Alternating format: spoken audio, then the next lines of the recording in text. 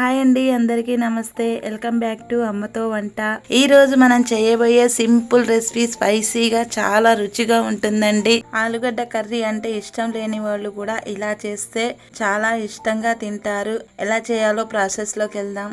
ముందుగా కడాయి పెట్టి 2 టేబుల్ స్పూన్ల నూనె వేసుకోండి. 4 పచ్చిమిర్చి, సన్నగా కట్ చేసిన ఉల్లిపాయ ముక్కలు 1/2 కప్పు వేసి ఫ్రై చేసుకోండి. ఒక 1/2 టీ స్పూన్ పసుపు వేసి కలుపుకోండి.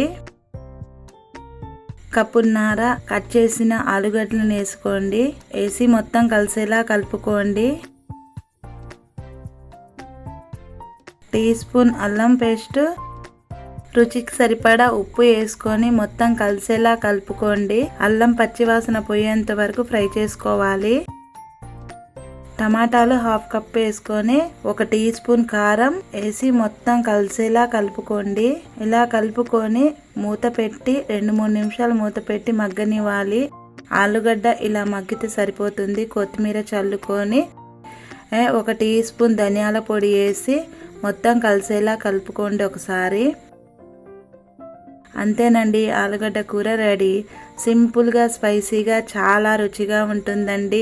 మీరు ఇంట్లో ఒకసారి ట్రై చేయండి. ఎలా కుదిరిందో మాకు కామెంట్ చేసి చెప్పండి. మా వీడియో ఫస్ట్ టైం ఎవరైనా చూసినట్టయితే మా వీడియోని సబ్స్క్రైబ్ చేసుకోండి. మా వీడియో నచ్చితే లైక్ చేయండి, షేర్ చేయండి, కామెంట్ చేయండి. Thanks for watching.